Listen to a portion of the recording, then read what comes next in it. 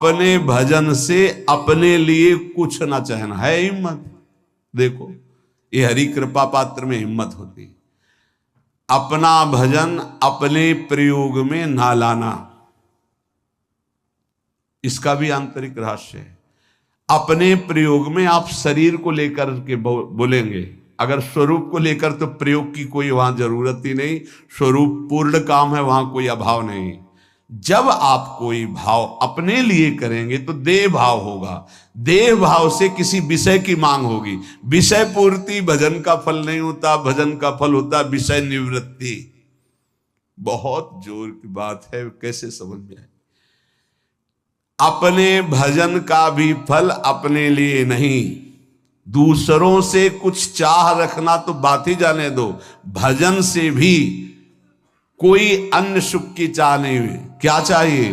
भजन ही बनता रहे, भजन का फल भजन बनता रहे, खूब निरंतर जप करते रहे।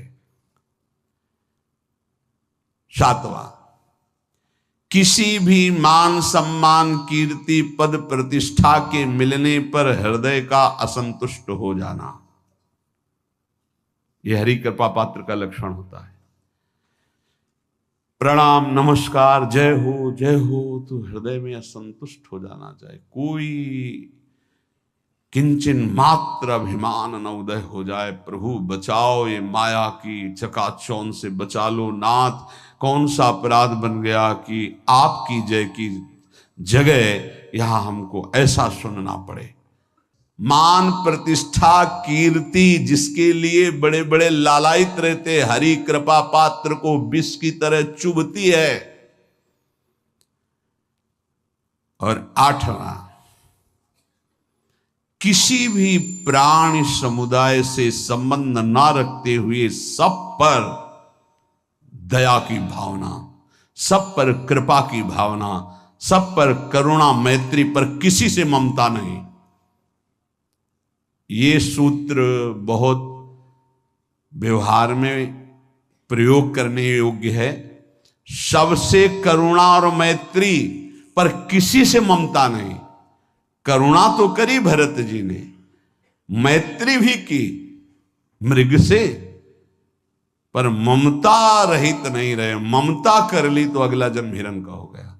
ममता नहीं रखनी। निर्ममो निरहंकारा, करुणा मैत्री तो करनी है, जैसे इसमें आदेश है, गीता में जी आदेश है, अद्वेष्टा सर्वभूतान मैत्र करुण एवच, पर निर्ममो निरहंकारा, ये साधक की चतुरता है।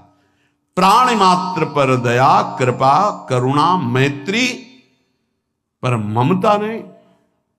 ममता किसी से, और यहां करुणा मैत्री ये तो गायब हो गई, केवल ममता रह गई है। अपने शरीर से ममता, शरीर संबंधियों से ममता, विषय भोगों से ममता, यही जहर है।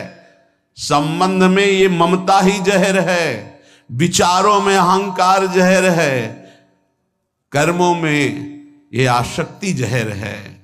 इसी जहर को मिटा दे तो जीवन मुक्त महापुरुष कर्म करते हुए, विषय सेवन करते हुए, वार्ता करते हुए, विचार करते हुए, बिल्कुल जहर रहित तो उसका जीवन हो गया। तो ये 8 बातें हरि कृपा पात्र में होती हैं, इनको बार बार सुनना, हृदय में धारण करना।